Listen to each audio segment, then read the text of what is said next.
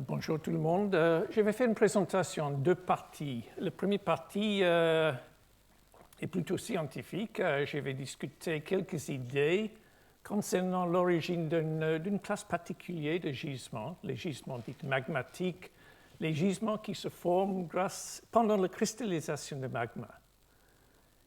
La deuxième partie est plutôt socio-économique. Je vais suivre les idées présentées par Georges, mais avec un accent sur deux choses, la classe particulière, les métaux qu'on trouve dans ces gisements, le nickel, le cuivre, le platinoïde, etc. Et je vais parler un peu les cas spéciaux de l'Europe, la source de métaux pour notre continent ici. Les diapos sont en anglais, désolé, mais normalement, à l'Université de Grenoble, on présente même au niveau master les cours en anglais, donc on continue ici. Et je vais présenter un premier cas d'école, commencer avec deux exemples de gisements magmatiques. Le premier, c'est le grand complexe de Bushveld, en Afrique du Sud. C'est un complexe remarquable pour moi. Moi, je suis pétrologue. Et c'est un objet remarquable du point de vue de pétrologie. Mais c'est aussi remarquable pour le gisement qu'on trouve dans ce complexe. Les gisements de chrome, de platinoïde et de vanadium, dans la plus grande intrusion mafique, ultramafique du monde. Et je vais utiliser ce complexe comme exemple d'une idée importante, la notion qu'un gisement magmatique, comme la majorité des gisements, représente une perturbation d'un processus géologique normal. Je vais contraster le type de minéraux qui accumulent normalement pendant la solidification du magma, et je vais explorer quelles sont les perturbations, quels sont les changements qui permettent l'accumulation de certains minéraux qui sont importants pour nous comme source de métaux. Donc voici le complexe, c'est l'Afrique du Sud, et le complexe est là, ici en carte.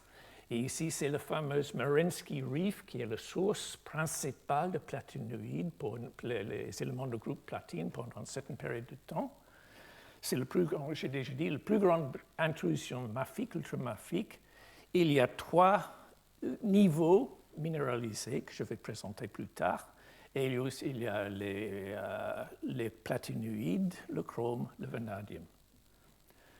Une autre carte, on voit les tailles, 50 km, donc c'est 200-250 km de large, même dimension, nord au sud. Et ici, dans cette coupe, on voit que ce complexe a une épaisseur jusqu'à 9 km. Ça veut dire un tiers de l'épaisseur de la croûte continentale. Donc, il y a une forme d'une grande étoile noire, âge protérozoïque, mise en place dans les roches granitiques. Donc, à droite, on voit que cette intrusion est différenciée. Ça veut dire, dans la partie inférieure, on voit les roches riches en minéraux ferromagnésiens, comme le pyroxène, olivine. Ici, on voit l'apparition de plagioclase, et dans le sommet, on voit les termes, les lithologies plus évoluées, comme le diorite. Donc, grande intrusion différenciée. Et j'ai indiqué ici, là et là, les présences de minéralisation. Donc, vous savez peut-être que dans la littérature anglo-saxonne, on indique la présence de minéralisation avec le dollar. Mais nous sommes en Europe, donc je vais utiliser l'euro pour indiquer la présence de minéralisation. Comme on voit ici, trois niveaux. Le chromite, il y a les grands gisements de chromite, ici, la couche de chromite dans la partie inférieure, la partie plutôt ultrabasique. Les éléments de groupe platine se trouvent aussi à ces deux niveaux. Et au sommet, dans les roches un peu plus évoluées, on trouve les couches de magnétiques qui sont exploitées pour le métal vanadium. Je vais vous montrer quelques images. C'est une image satellite de ce parti du complexe. Et on voit les couches inclinées et dirigées vers l'intérieur de l'intrusion. En fait, ces couches-là ne sont pas les roches de l'intrusion, mais ce sont les roches sédimentaires qui ont été métamorphisées, indurées pendant la mise en place du complexe qui se trouve là. Ici, à droite, on voit une caractéristique très importante de toute roche de l'intrusion. Ils sont stratifiés, littés. Il y a les couches de composition différentes. Certains plutôt riches en plagioclase, d'autres plutôt riches en minéraux ferromagnésien, olivine et pyroxène, plus sombres. Et c'est une caractéristique de roche ici dans la partie inférieure du complexe. Un autre vue de ces roches, toujours littées. Un vue plus proche de ce type de roche, très riche en minéraux, c'est l'olivine, c'est le pyroxène, une roche ultra basique, une cumulate d'olivine et pyroxène. On monte un petit peu dans le complexe, on voit toujours cette foliation bien développée. Ici au sommet, on voit les couches de magnétite qui sont exploitées pour récupérer le vanadium. Donc, quels sont les processus qui ont été actifs pendant la solidification d'une grande chambre magmatique comme ça? J'utilise ce diagramme qui n'est pas le Bushveld, mais c'est l'intrusion de Skergad en Groenland. Une chambre magmatique, on voit une chambre remplie de magma de composition basaltique mise en place dans un encaissant de composition plutôt granitique. Donc l'encaissant est relativement froid, le magma a une température de 1200 degrés à peu près, donc il y a une perte de chaleur vers le toit et vers le mur de cette intrusion qui provoque une convection. Donc les magmas de cette taille sont en convection. La perte de chaleur vers le mur va former les magmas un peu plus froids qui va descendre le mur pendant le refroidissement. Cet refroidissement est associé avec une cristallisation. Donc, on descend de courants de magma chargés de cristaux qui descendent les murs, qui arrivent sur le plancher, et là, ils déposent leur charge de cristaux. Donc, cette circulation, cette convection est à l'origine de le litage, la perturbation, la fluctuation de l'intensité de circulation est à l'origine de ce litage. Un autre processus très important se passe là, au toit ou peut-être aussi au mur, quand cette magma, à 1200 degrés, est en contact avec l'encaissant, granit, qui fond à une température plus faible. Donc, grâce à ce processus, le magma peut assimiler les roches de l'encaissant. C'est un processus, on utilise le terme contamination de magma par les roches granitiques ou sédimentaires de l'encaissant. Et ces deux processus sont importants quand on considère l'origine des gisements. Voici quelques exemples de ces gisements. Un minerai de magnétite, c'est le Merensky Reef, cette couche-là très riche en platine, et ici la couche de chromite. Ici, une autre vue de ces couches de chromite, c'est ça qu'il est exploité pour récupérer le métal chrome. Et je pose la question ici, comment expliquer l'origine de ces couches d'épaisseur métrique qui consistent en plus de 90% d'un seul minéral, chromite.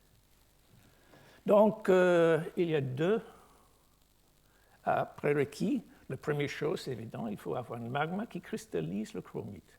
Mais le deuxième, il faut trouver un mécanisme dans lequel le chromite cristallise sans co-cristallisation de minéraux silicatés. Et donc, c'est quoi ce processus? Et donc, c'est une perturbation d'une séquence de cristallisation normale. Donc, la situation est illustrée ici.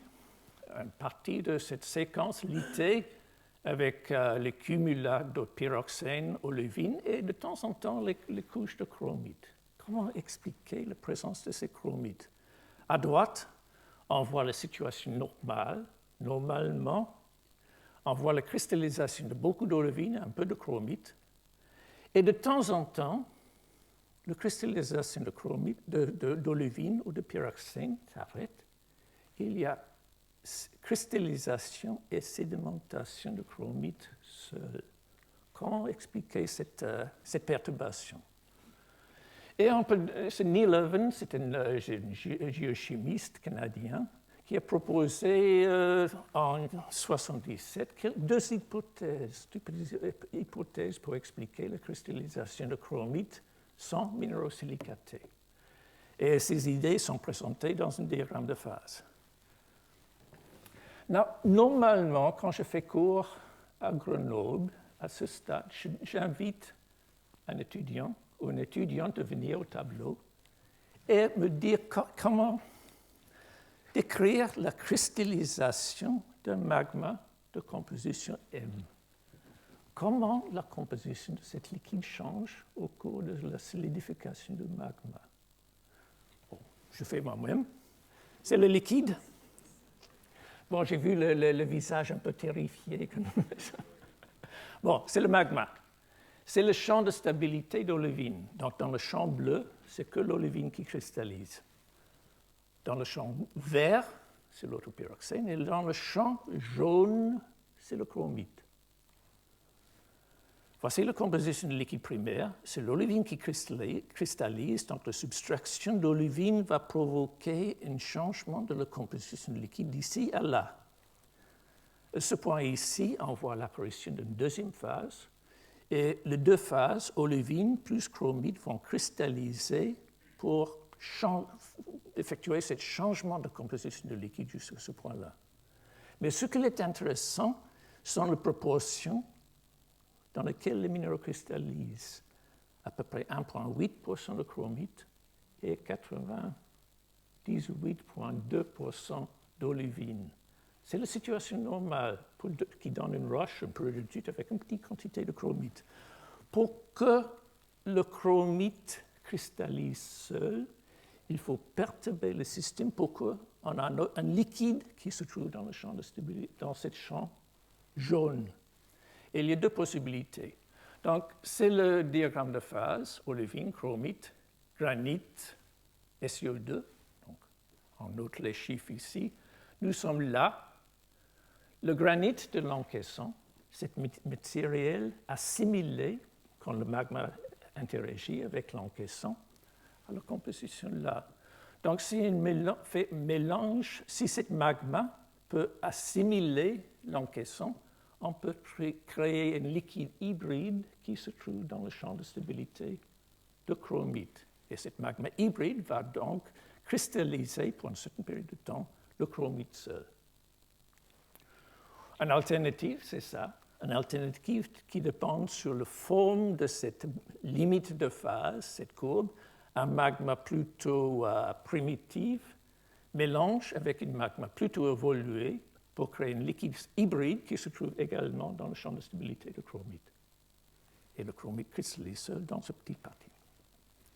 Donc, c'est essentiellement ce que je vais dire pour une première illustration. Explication de la formation de gisements de chromite dans le Bushveld grâce à une perturbation du système qui crée le liquide hybride qui se trouve dans le champ de stabilité de chromite. Contamination, mélange de liquide évolué et primitif.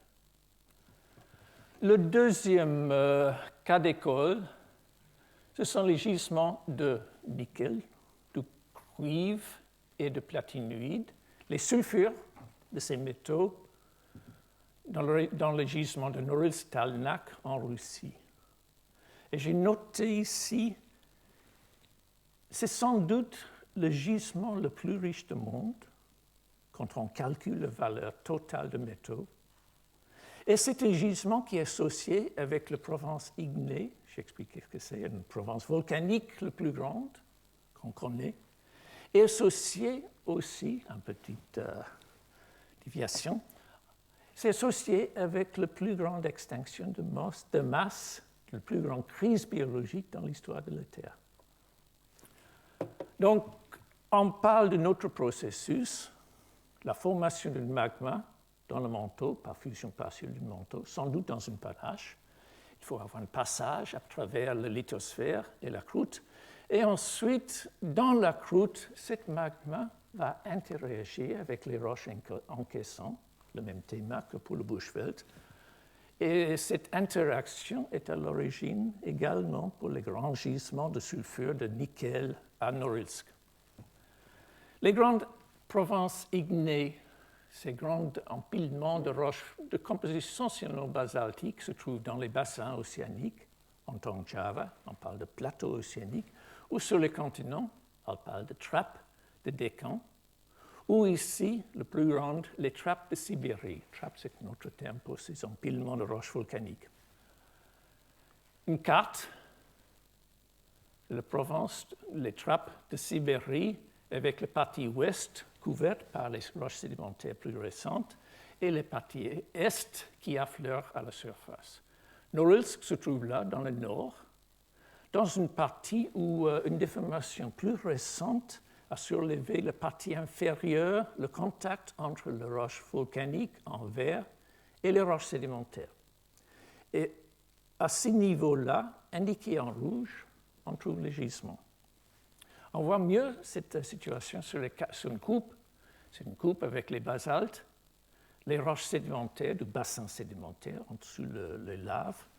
Et dans ces séries sédimentaires, les intrusions de composition mafique, gabbroïque, avec, dans la partie inférieure, les gisements de sulfure de nickel. Quelques informations concernant les tailles de ces gisements. Entre 500 et 1000 millions de tonnes de sulfure. C'est un grand gisement, une taille comparable de cuivre porphyrique, mais dans le cuivre porphyrique, on trouve 0,5, 0,6, 1% de cuivre. À Norilsk, le minerai contient 2 à 4% de cuivre, 2 à 4% de nickel et les concentrations importantes de platine et palladium. Et aussi avec les parties encore plus riches dans ces métaux. Les intrusions dans lesquelles on trouve les gisements sont illustrées ici avec une forte exagération verticale. Cette dimension est à peu près 100 mètres. Ils sont petits, rien à voir avec le Bushveld.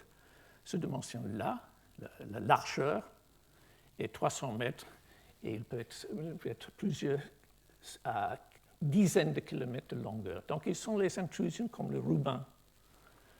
Ils sont différenciés avec une partie inférieure enrichie en olivine, une partie supérieure dans laquelle on trouve les gabbros, les leucogabbros. Et la minéralisation se trouve dans la partie inférieure ou en partie dans les roches sédimentaires au-dessus de l'intrusion. Le mécanisme de formation de ces gisements. Les sulfures sont des phases magmatiques, sont les phases qui séparent du magma pendant le refroidissement. Mais ils ne se séparent pas comme en forme de cristaux solides. On voit pendant la solidification, le refroidissement de ces magmas, l'apparition de 2 liquides. Le premier liquide, ici en noir, c'est un liquide silicaté qui cristallise en forme d'une gabbro. Et le deuxième liquide, ici, dans ces gouttes, sont les gouttelettes de sulfure. Donc il y a un liquide sulfuré qui est immiscible avec le liquide silicaté. Donc ça ressemble un peu à une vinaigrette. Donc imagine le vinaigrette avec le vinaigre et l'huile, donc 2 liquides immiscibles. Les métaux, nickel, cuivre, platine, sont très chalcophiles. Ça veut dire qu'ils ont une forte affinité pour le sulfure. Donc dans une situation comme ça, ces métaux sont attirés par le sulfure. Le sulfure, ce liquide sulfuré, est enrichi en ces métaux. Et donc, si on peut trouver un mécanisme pour accumuler ces gouttelettes de sulfure, on peut créer un gisement. Et le mécanisme est très simple. Il faut simplement considérer la densité de sulfure, à peu près 5 cm3, densité de liquide silicaté, à peu près 3.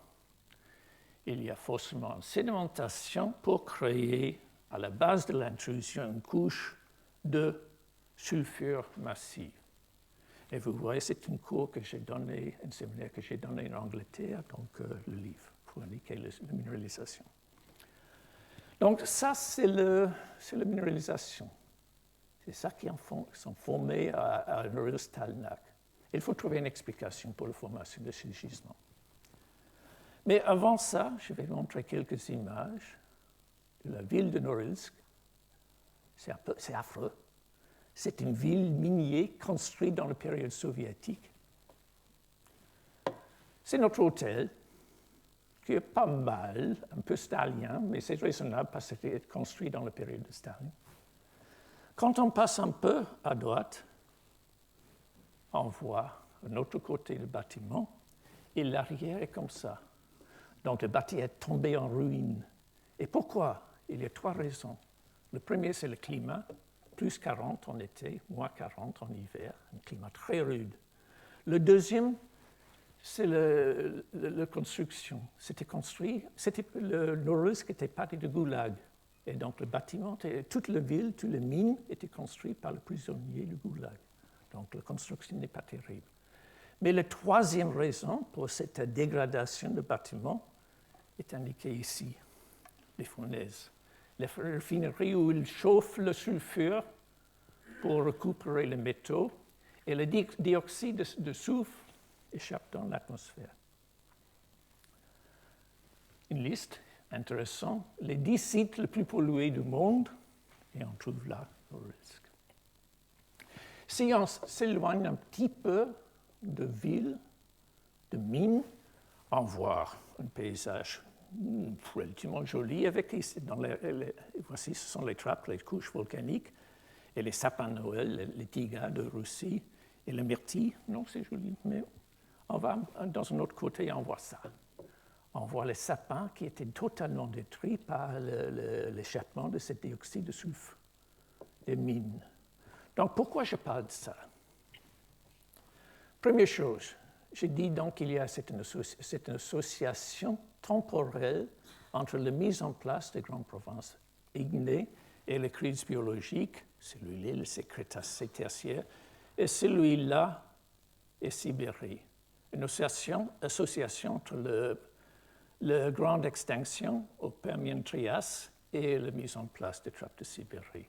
Il y a sans doute une association entre la libération de gaz volcaniques ou magmatiques et cette crise, cette extinction en masse. Et c'est quoi cette association? Comment se forment ces sulfures, les sulfures comme ça? Parce qu'on voit dans les basaltes, normalement, on ne voit pas les sulfures. Quelque chose a perturbé le système pour provoquer l'apparition de ce deuxième liquide sulfuré. Et c'est quoi le processus? Voici notre minéralisation et voici l'encaissant. L'encaissant, les séries sédimentaires, consiste, on voit dans ce diagramme, les séries sédimentaires, la base de la pile volcanique et ici, en façon diagrammatique, la position des intrusions qui se trouvent dans une série de roches sédimentaires dans lesquelles on trouve les calcaires, les marnes et les évaporites. Et c'est quoi un évaporite? Dans une évaporite, on trouve du sel de différents types et on trouve l'anhydrite, sulfate de calcium. Donc ça, c'est la clé.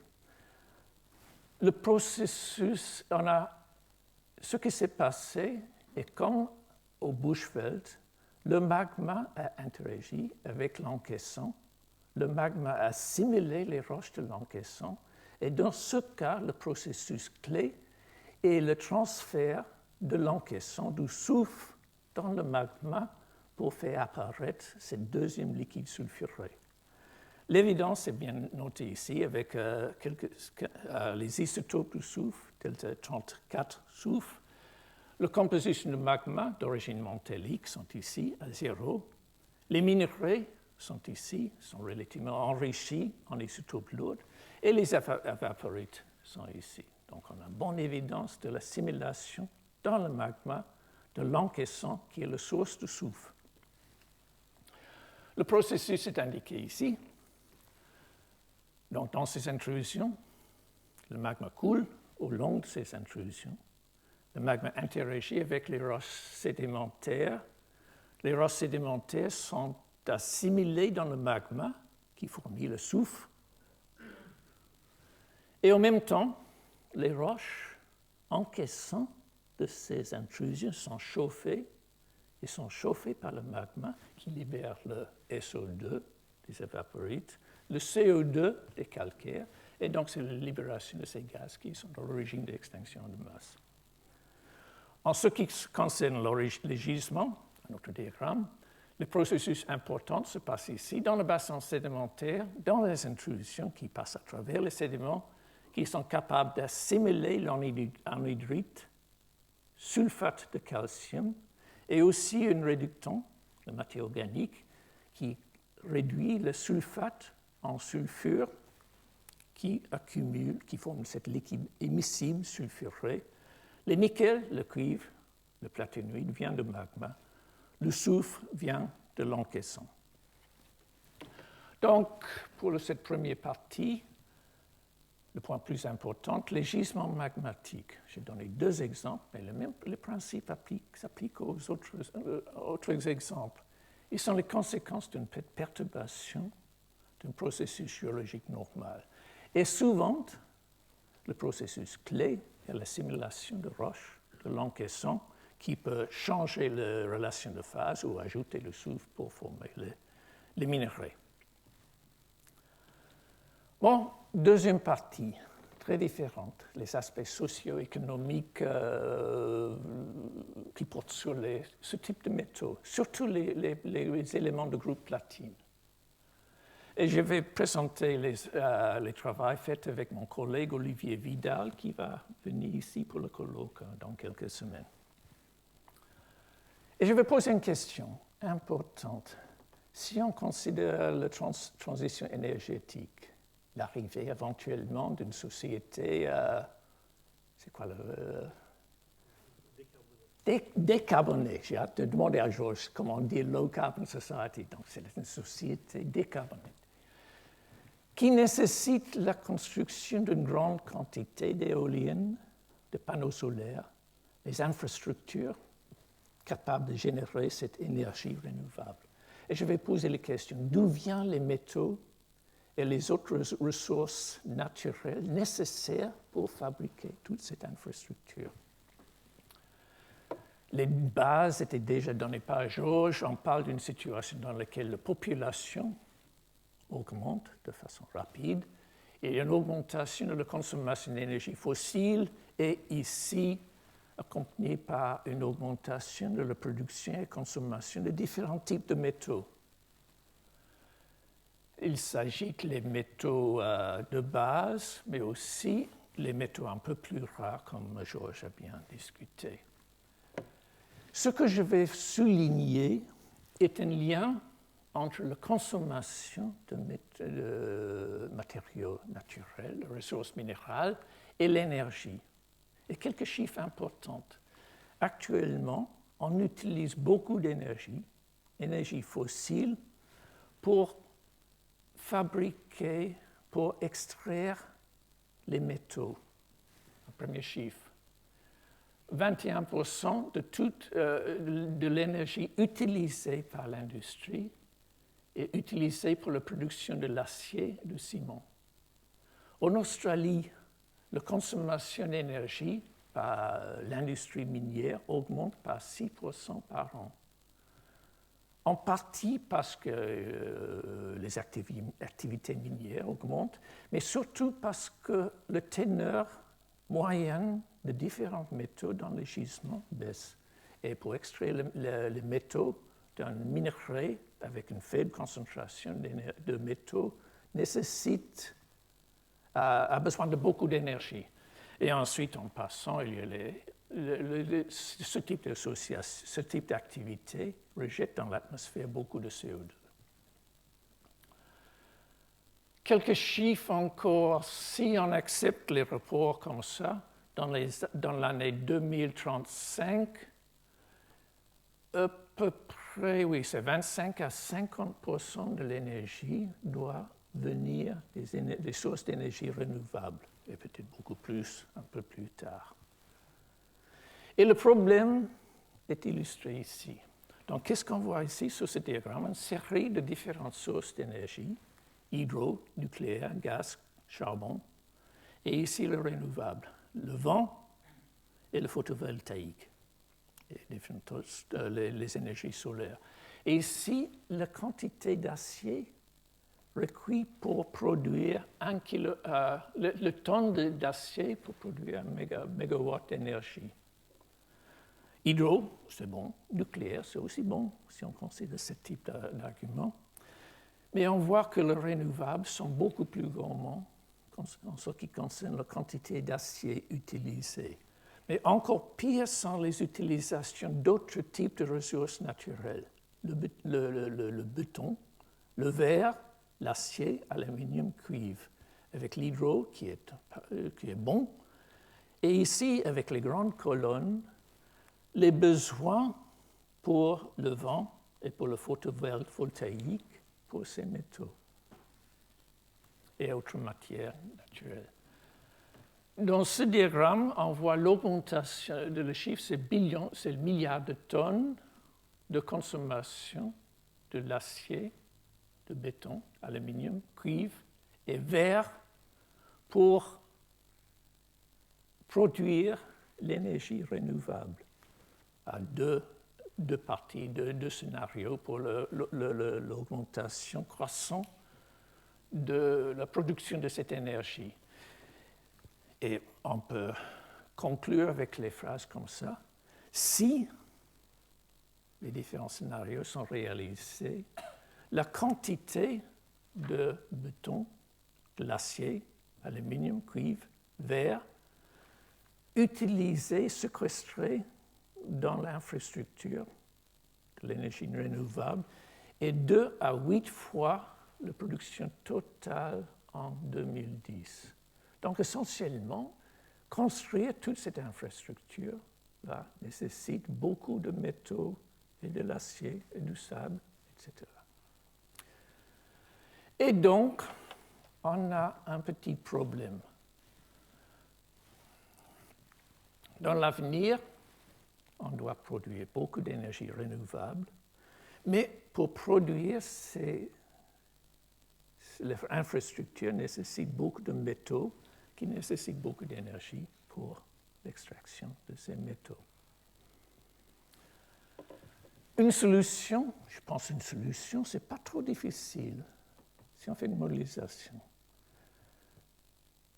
Je vais présenter un peu plus tard une modélisation faite par Olivier Vidal qui prend en compte la contribution de recyclage. Je parlais un petit peu dans le cas de lithium, je pense. Lithium. Il faut prendre en compte le recyclage pour plusieurs raisons. C'est une source de métaux et plus importante, le recyclage est beaucoup moins gourmand pour l'énergie que la production de minerais primaires. Donc, c'est la modélisation. Olivier, il aime beaucoup cette image-là. Il fait une modélisation très complexe que je ne commence pas de décrire. Je vais simplement aller directement au résultat, parce que Olivier va présenter l'essentiel dans quelques semaines. Donc, commencez avec ces courbes-là, qui représentent une pic de production. Le courbe, c'est une modélisation qui porte essentiellement sur le cuivre, mais le même principe s'applique aux autres métaux. Et donc, il y a une supposition qu'il y aura une pic de production primaire en 2020-30. Ce n'est pas clair que cette supposition est correcte, parce que, une petite chose, si on considère les réserves de cuivre, comment les réserves de cuivre ont évolué dans les dernières dizaines d'années, les réserves ont augmenté de façon considérable. Pourquoi? Parce qu'on continue à pouvoir trouver les autres gisements, les nouveaux gisements, et en plus, on a les technologies qui permettent l'exploitation de minerais avec une faible concentration de métaux. Mais ces minerais avec les faibles concentrations de métaux sont très larges. Donc, si on considère simplement les statistiques, les réserves, la quantité de cuivre disponible est beaucoup plus grande maintenant qu'il était il y a 20 ans. Donc on ne sait pas si cette pic est réaliste ou non, mais Olivier il a fait la modélisation en se posant en production primaire comme ça. Donc les courbes les plus importantes sont ici. Celui-là est la production primaire. Celui-ci, le bleu, est le taux de recyclage. Il y a un délai d'une vingtaine d'années entre le pic de production et le taux de recyclage, simplement parce qu'il faut avoir un stock de métaux pour recycler. Mais si on fait une modélisation correcte de le recyclage, en prenant en compte une fait importante. Pour les métaux, ce n'est pas le cas pour le pétrole. Quand on brûle le pétrole, il est disparu. Il n'est pas accessible, il n'est plus là. Les métaux, on peut recycler plusieurs fois. Donc, si le taux de récupération de cuivre, par exemple, peut arriver à 60%, on peut recycler cette cuivre 5 fois, et à la fin de 5 fois, on a toujours 10% de cuivre disponible. Donc, si on prend en compte le fait que le métaux peut être recyclé plusieurs fois, on arrive à une courbe, la production totale, qui est à peu près comme ça, jusqu'à l'année 2050. Donc, c'est une modélisation, mais selon la conclusion d'Olivier Vidal, donc, on peut satisfaire la demande pour un métal comme le cuivre dans les années à venir. Surtout si on prend en compte un autre effet, c'est la population. Dans la première courbe, j'ai montré une courbe de croissance de population exponentielle. Et ce n'est pas forcément le cas. Si on considère il y a plusieurs possibilités qui dépendent sur l'évolution de fécondité des femmes, etc., mais il y a plusieurs possibilités qui donnent une population maximale vers 250 qui sont peut-être beaucoup moins que 10 milliards. Et ces courbes-là sont intéressantes, qui représentent la consommation de cuivre de différents groupes de pays. Celui-là, c'est le bleu clair, c'est les États-Unis. Europe, c'est là. Donc, les pays développés, dans le pays développé, la consommation est stable. Celui-là, c'est très intéressant. C'est la Chine qui va arriver au maximum dans 10-20 ans. Et ensuite, la consommation va commencer à décroître pour deux raisons. Première chose, c'est le développement, mais aussi la démographie, la politique d'un enfant pour le Chinois qui va commencer à baisser la population de Chine. Donc, si on considère toute l'évolution de demande de métaux, est plutôt comme ça que comme ça. Donc, conclusion de cette partie, peut-être en 2050, grâce à le recyclage et une production continue de matières primaires, on peut satisfaire la demande pour un métaux comme le cuivre. Mais maintenant, je vais parler de l'Europe. L'Europe, comme vous savez, est un continent où on dépend d'autres pays pour nos besoins de métaux. Dans cette image, ici, on voit les importations de métaux et on voit les États-Unis et l'Europe sont les grands consommateurs de métaux qui viennent de pays du Sud, en grande partie un peu de Chine. Les chiffres plus exacts, ici une série de métaux comme l'antimoine, on trouve le cobalt, le terra, la platine qui est là. Il y a un peu de cuivre produit en Hollande essentiellement, mais on voit que l'Europe dépend essentiellement de l'importation pour satisfaire les demandes de l'industrie pour ces métaux. Et on peut faire un contraste entre l'intérêt de la communauté européenne pour la production de nourriture, la politique agriculture commune, qui consomme 50-60 milliards d'euros par an, mais le soutien pour l'industrie minière, jusqu'à il y a 2 ans, était essentiellement zéro. Ici, c'est l'exemple des trois éléments du groupe platine, palladium et rhodium. En violet rose représente les métaux produits dans notre complexe de Bushveld en Afrique du Sud. Les autres grandes sources sont Norilsk en Russie et le Great Dyke en Zimbabwe. Trois pays qui ne sont pas très stables. Donc, quand on parle de l'exploitation de platine en Afrique du Sud, il faut prendre en compte le fait que ces pays, surtout les relations industrielles, ne sont pas très stables. Zimbabwe, j'ai trouvé cet rapport quelque part. Il y a un grand gisement de platinoïdes dans le Great Dyke, notre intrusion en Zimbabwe, et maintenant c'est le militaire zimbabwéen qui contrôle maintenant ce mine. Et ensuite, Russie, l'autre grande source, il y a le problème avec la Russie, c'est clair. Jusqu'à l'instant, pour plusieurs décennies, en Europe, on n'a pas pris en compte cette dépendance d'importation de métaux. Mais comme Georges a bien dit, c'est le terra, c'est la crise de terra qui a changé un peu ça. Et maintenant, on a les programmes comme celui-là, c'est ERAMIN, c'est un programme européen pour répondre à ces questions. Donc, il y a plusieurs, j'ai perdu les ressources primaires qui est là, mais il y a plusieurs parties de ce programme qui a comme but de diminuer la dépendance de l'Europe de l'importation de métaux. Entre autres, par une production domestique, une production de métaux en Europe.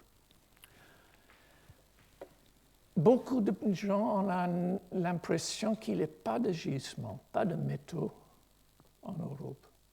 Mais ce n'est pas le cas.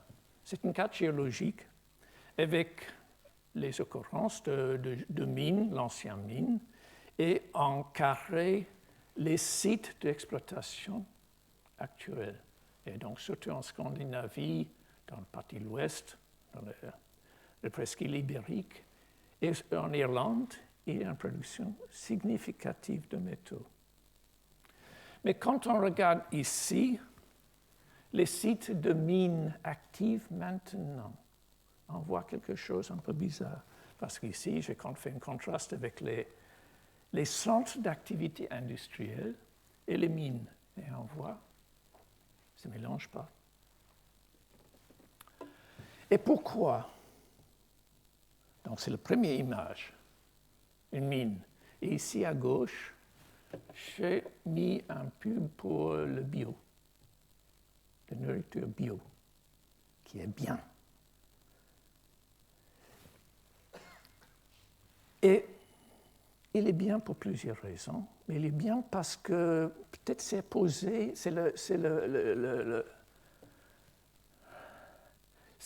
il y a un contraste avec le bio, avec la production de nourriture industrielle. L'industriel, c'est la pollution. Et si on allait un peu plus loin, considère les mines, c'est une activité des grandes compagnies multinationales, anglo-saxons ou chinois maintenant. Donc, dans le public, on a un peu contrasté les mines, activité pas bienvenue, avec...